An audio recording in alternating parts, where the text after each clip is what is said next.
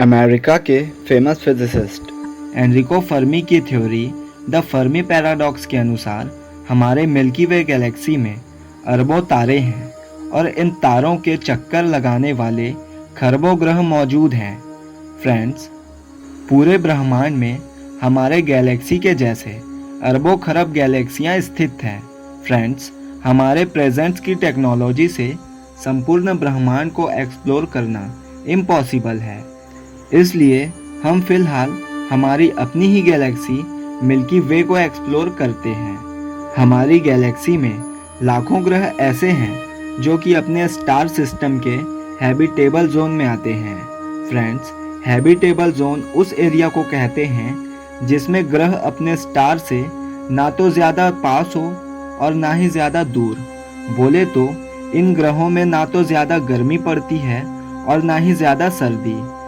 इस वजह से इन ग्रहों का टेम्परेचर नॉर्मल होता है, जो कि जीवन के लिए आवश्यक है। जैसे कि हमारी पृथ्वी अपने स्टार सूर्य के हैबिटेबल जोन में आती है, जो कि पूरी तरह से जीवन के लिए अनुकूल है। खैर, ये तो बात थी सिर्फ हमारे अपने ही गैलेक्सी मिल्की वे की, जिसमें लाखों ग्रह अपने स्टार सिस्टम के हैबिटेबल जोन में हैं और जिनमें लाइफ होने की पूरी संभावना है।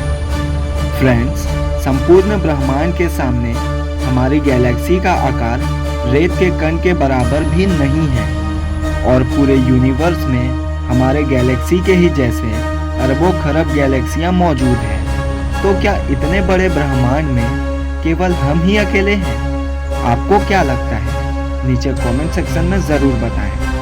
फ्रेंड्स, अब यहाँ पर क्वेश्चन ये आता है कि हमारे पूरे ब्रह्मांड की सभी गैलेक्सियों के हैबिटेबल जोन वाले ग्रहों की संख्या करोड़ों में है, जिनमें हमारे जैसी या हमसे भी हाई एडवांस सभ्यता के होने की पॉसिबिलिटीज़ है। तो फिर हमें आज तक उनके होने का कोई प्रमाण क्यों नहीं मिल पाया है? इसके दो रीज़न हैं। पहला, जैसे कि हमें पता है कि हमारा ब्रह्मांड बहुत ही ज़्यादा विशालकाय है और अगर हम प्रकाश की गति से भी यात्रा करें तो हमें ब्रह्मांड के एक छोर से दूसरे छोर तक यात्रा करने में ही खरबों वर्ष का समय लग जाएगा। इस हिसाब से ऐसा करना हम मनुष्यों के लिए पॉसिबल नहीं है। फ्रेंड्स, अगर एलियन सभ्यता हम जैसे या हमसे कम इंटेलिजेंट हुए तो उन्हें अनंत ब्रह्मांड से यात्रा करके हम तक पहुंचने में ही लाखों वर्ष का समय लग जाएगा, जो कि फिलहाल इम्पॉसिबल है।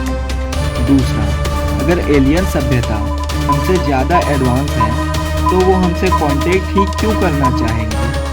जैसे हम इंसानों के लिए हमसे कम इंटेलिजेंट जीव जानवर हैं, ठीक वैसे ही किसी हाई एडवांस इंटेलिजेंट सभ्यता के लिए हम मनुष्य भी किसी जानवर के ही समान होंगे और किसी जानवर से कांटेक्ट करने के लिए कोई भी हाई एडवांस सभ्यता अपना हज़ारों साल का समय क्यों बर्बाद करेगी? फ्रेंड्स, कारण यही है कि ना तो आज तक हम उनसे कांटेक्ट कर पाए हैं और ना ही आज तक उन्होंने हमसे कांटेक्ट करने की कोशिश की है। अब यार, पूरे ब्रह्मांड को एक्सप्लोर करना तो पॉसिबल नहीं है, लेकिन फ़िलहाल अपने भाई के चैनल को सब्सक्राइब करना ज़रूर पॉसिबल है।